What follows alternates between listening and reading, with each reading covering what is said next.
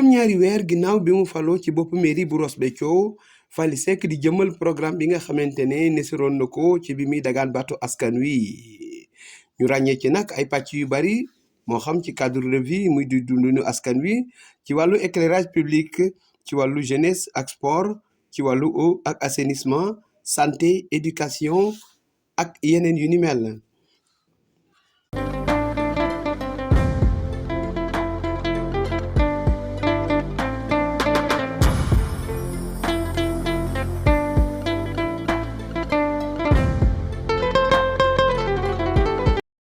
ginnaaw bi mu faloo ba noppi nag jéego yi nga xamante ni njëkk na ko amal mi ngi ko jëmale ci wàllu wér-gu-yaram mu di nag centre de santé secondaire bu tollu ak jamono boo xamante ni am na yéene amal ko ci commune bu Ross Béthio loolee waral mu amoon nag doxuk nemmeeku goo xamante ni amoon na ko foofee ca site ba nga xamante ne fa la ñu war a def loolee mu nekk nag mbir yoo xamante ne moom jaraaf bi am na ci taxawaay woo xamante ne tax tay na tey mu am jéego yoo xamante ne loolee jur na ko mu di li nga xamante ni moom moo di note wu yees woo xamante ne daanaka génn na ci ay fan yi nga xamante ni moom la ñu weesu te mu di firndeel rek ni liggéey boobee war na tàmbali altine yamoo fukki fan ak ñaar ci weeru septembre 2022 liggéey boobee nag dalde nekk ci lu xayma lu toll ci ñaari téeméeri million ak juróom fukk ak lu tekk ñu nar ko liggéey nag ci loo xamante ne dana jege daanaka benn at waaye nag mu nar a doon centre de santé boo xamante ne daanaka dayo wi sax du soriyoo ak hôpital loolee nag bokk ci li nga xamante ne moom jaraaf bu Ross Béthio jotoon na ko proposé askan wi ci jamono bi nga xamante ni nag mi ngi dagaan seenu baat ci élection locale 2022. gox ña ko dëkkee rek ñoo ko mën a defar quartier ña ko dëkkee rek ñoo ko mën a defar ku mel na monsieur le maire di Faly Seck maanaam yéene bi mu am ci dëkk bi yan bi yàlla na ko yàlla wooye falal yàlla na ko yàlla téeñalit nag ndax wax dëgg yàlla jàmbaar la bi mu toogee ak léegi yàggul mais am na lu mu fi fekkoon mais am na lu mu fi ci yokk kon nag loolu ñun dañ ciy sant yàlla bu baax a baax. kay gis nañ lu bare Faly li muy def yëpp sax kenn mënu ko wax ñun daal dañu kontaan si moom kontaan nañ bu baax macha allah kontaan nañ trop dañ koy ñaanal rek yàlla defal ko jàmm ji saawan baawan.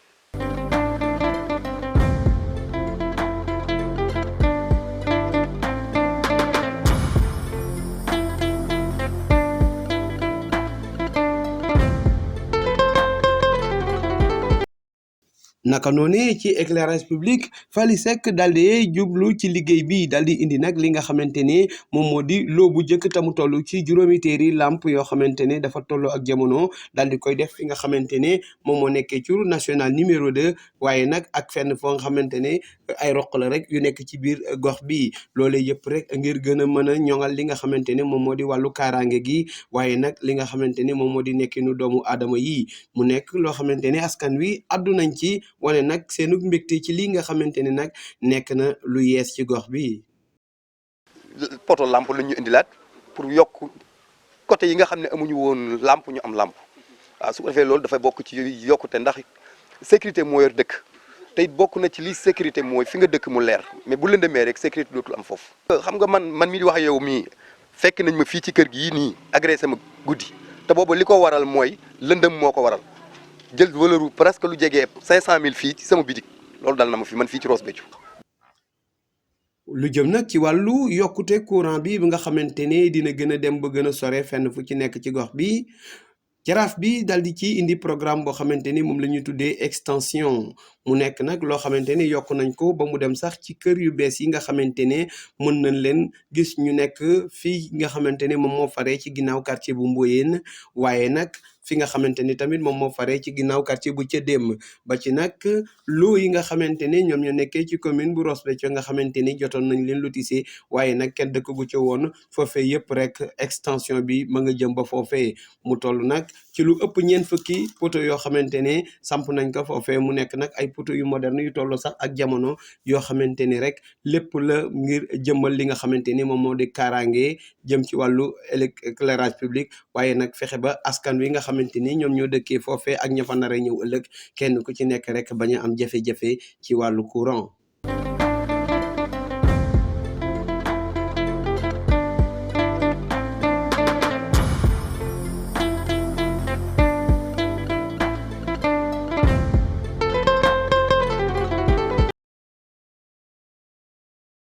lu jëm nag ci wàllu ndaw ñi jaraaf bu Ross Béthio am ci taxawaay ñu gis rek li nga xamante ni mi ngi koy def te ñu tuddee ko promotion de la jeunesse fexe ndaw ñi kenn ku ci nekk di am xëy loolee nag mu def ci ay jéego yu yaatu bu ñu xoolee li nga xamante ni tey moom moo di mairie bu Ross Béthio ñu ràññee ci bu baax ay bopp yoo xamante ni ñoom ñëpp daanaka ndaw la ñuy féetee ak it ñi nga xamante ni amoon nañu ndombal tànk ci ay béréb mu daal di fexe rek ñooñee seenu ndombal tànk gën a jëm kanam mu nekk loo xamante ne tey askan wu Ross Béthio loolee gën na yokkaat li nga xamante ni moom moo di seenu yaakaar jàpp ni lii nag moom moo di fi nga xamante ne daañu fa jaaree dëkk ba nag daal di tabbi ci naataange ba faaw waaye nag kenn mënta wax ndaw te doo wax lu jëm ci wàllu tàggat yaram loolee tax mu daal di saytu li nga xamante ne moom moo di jafe-jafe yi am ci wàllu tàggat yaram ba tax nag mu daal di ñëw ñi nga xamante ne ñoom ñoo nekkee ci wàllu nawetaan yi jaaree ko ci zone 5 bu Ross Béthio indi leen ay ndimbal yu toll ak jamono waaye ndimbal yoo xamante ne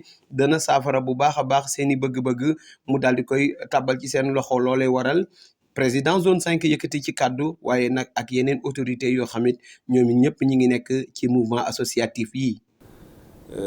Vraiment ci collaboration bu ñu am ak monsieur le maire Fally Seck d'abord dafa jiitu bi muy nekk maire depuis bien avant muy nekk maire daw déjà collaboration bi door na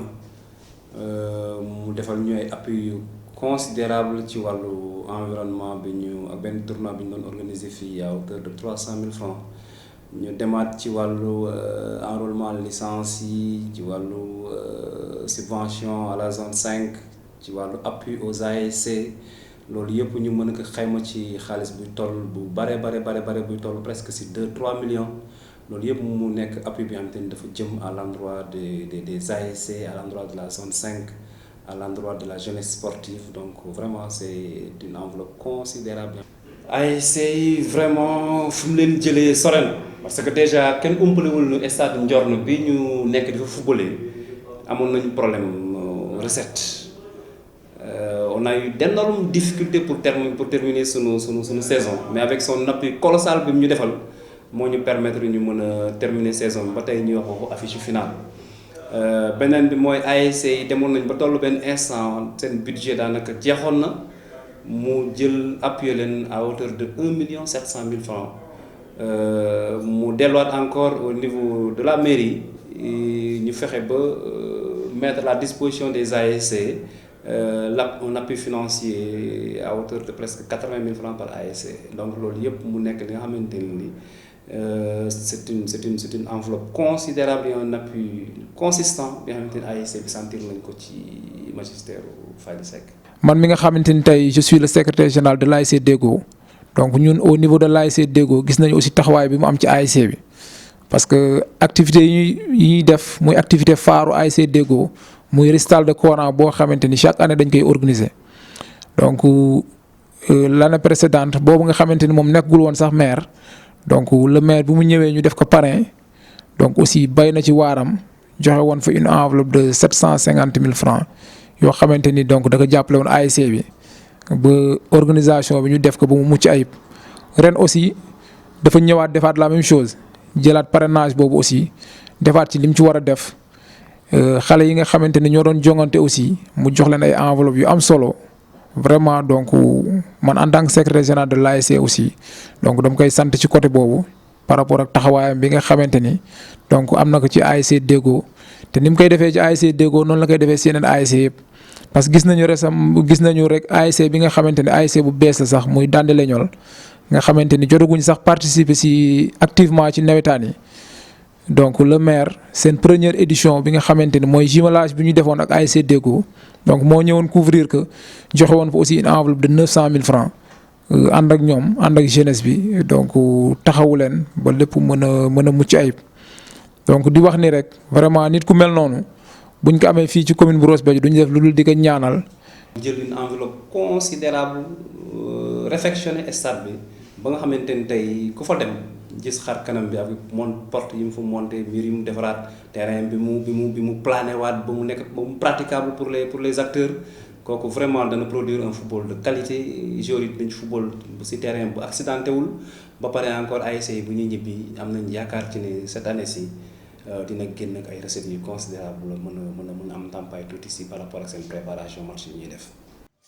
ci wàllu eau ak assainissement ñu mën a jàpp li nga xamante ne maire bu Ross Béthio yàgg na sax di ko amal lu jiitu muy nekk jaraafu dëkk bi bu ñu fàttalikoo ci atub 2021 Ross Béthio dundoon nag ay inondation yu metti yoo xamante ne desu ko fàtte ba tey mu nekkoon nag loo xamante ne jàppoon na ëlëm bu baax li nga xamante ne moom moo di gis-gisu askan wi loolee nag taxoon moom sax mu daal di jël ca gafakaam la nga xamante ni mën na ko daal di tàmbali jël loo xamante ni moom moo di ay programme de rembrayage def ko ci mbedd yi daal di def nag ay piste yoo xamante ne tamit mooy tax dem bi ak dikk bi mën a yomb surtout nag fi nga xamante ne moom mooy jóge ci route nationale numéro 2 jëm fi nga xamante ni moom moo di ci sous préfecture bu arrondissement bu Ndiaye waaye nag loolee taxul mu tegi loxoom ndax nag amal na li nga xamante ni moom la ñuy wax mission commando te mu nekk loo xamante ne biir guddi la daal dee taal otom ànd ak ay nitam dem xooli ji fi nga xamante ne fa la jafe-jafe ndox yi gënee métti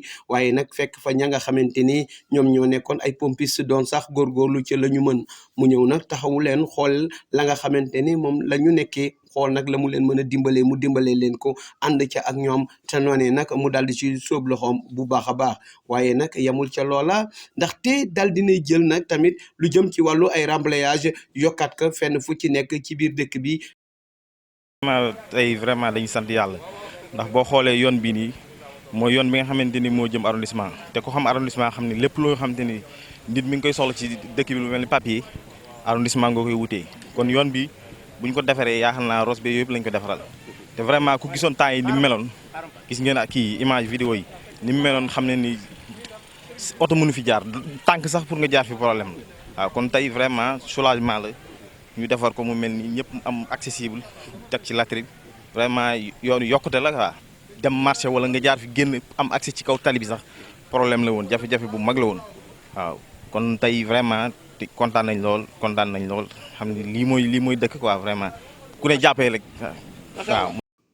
waaye nag ci atub 2022 bi mu agsee ci boppu mairie bu Ross Béthio mu daal di jël nag loo xamante ni moom la ñuy tuddee plan d'anticipation te it mu di waajal nawet bi laata muy agsi loolee tax nag mu ànd ci ak ay ñi nga xamante ne ñoom ñoo di ay techniciens ak ay personnes ressources ñu daal di taxawal loo xamante ni moom la ñuy tuddee comité ad hoc ñooñee nag daal di toog waxtaan ak xalaat lan moo gën rek ci waajal li nga xamante ni moom moo di nawet bi nga xamante ne météo jotoon na sax wax ni dina teel waaye ndox yi tamit dina bari ñu nekk nag ci at moo xamante ne ndox mi moom wane na boppam waaye laata loolu rek jotoon nañu def ay canalisation ak ay bassin de rétention yoo xamante ne maire bi ci xalaatam ak ay pexeem ak kattanam goo xamante ne jël na def ko ci ñu dal di def rek loo xamante ne moom moo di liggéey bu ni mel ngir waajal inondation yi loolee tax nag taw yi ñëw na bari na lool ba Ross Béthio sax dal di taw lu mësta am lu ëpp 80 millimètres mu taw ko waaye teewul rek li nga xamante ni moom moo di liggéey bi tax na dëkk bi mën a supporter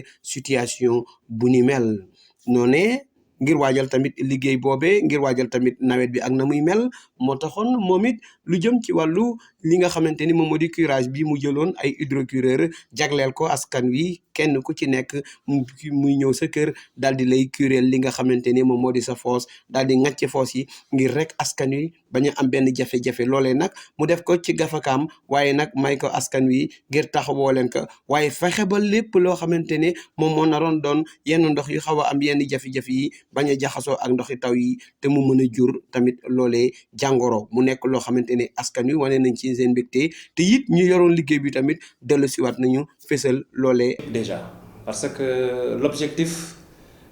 c'était ñu fexe ba benn